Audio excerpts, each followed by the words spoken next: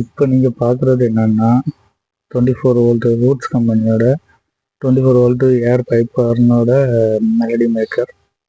இதில் பார்த்தீங்கன்னா 5 ஒயர் கொடுத்துருப்பாங்க. ஃபஸ்ட்டில் உள்ளது பிளாக்கு நெகட்டிவ், ரெட்டு பாசிட்டிவ், அடுத்த ப்ளூ, ப்ரௌனு, எல்லோ. இதில் எப்படி சர்க்யூட் வரும்னா, நம்ம வந்து ஃபஸ்ட்டு பிளாக்ல இருக்குது பார்த்தீங்களா, அதை வந்து சுவிட்சு கொடுத்துடணும். சுவிட்சு கொடுத்தோம் அப்படின்னா, அதாவது இந்த மாதிரி லிவர், இது வந்து ஓர் கனெக்ட் ஆகிற லிவரு, ஒயர் கனெக்ட் ஆகிற லிவர் வாங்கிக்குவாங்க. இதில் பார்த்தீங்கன்னா இப்போ சுவிட்சில் இருந்து நெகட்டிவ் லைன்லாம் நம்ம அவுட் எடுத்துக்கணும். ரெட்டு வந்து ப்ளஸ் 24 வோல்ட்டு, அதை நீங்கள் டேரெக்டாகவே 24 வோல்ட்டு ப்ளஸில் கொடுத்துக்கலாம். அப்புறம் இந்த சொல்லாடி காயிலில் ரெண்டு டெர்மினல் வரும். அதில் ஒரு டெர்மினலும் 3 லூப் படித்து டைரெக்டாக ப்ளஸ் கொடுத்துக்கலாம்.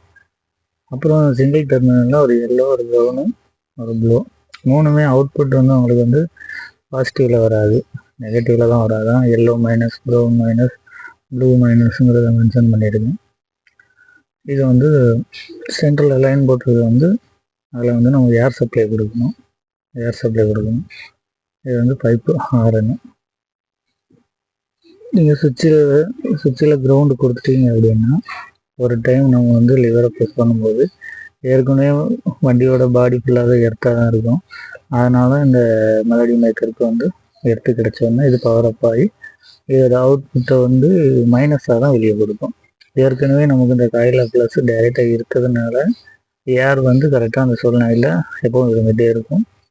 எப்போ மைனஸ் சிக்னல் மெலடி மேக்கரில் வந்து நம்ம லிவரை ப்ரெஸ் பண்ணும்போது மைனஸ் வந்து அவுட் ஆகுது, அப்போது வந்து இந்த ஹாரன் வந்து நமக்கு வந்து அடிக்கும். இது எப்படின்னா பல்ஸ் மாதிரி மாறி மாறி மைனஸ் வந்து அந்த மெலடிக்கு ஏற்றாப்புல மாறி மாறி வந்துகிட்டே இருக்கும். அதனால தான் இது வந்து ஹாரன் சவுண்ட் வந்து மெலடி மாதிரி மாறி மாறி கேட்டுகிட்டே இருக்கும். இது வந்து 24 வோல்ட்டு ரூட்ஸ் கம்பெனியோட பைப் ஹாரன்.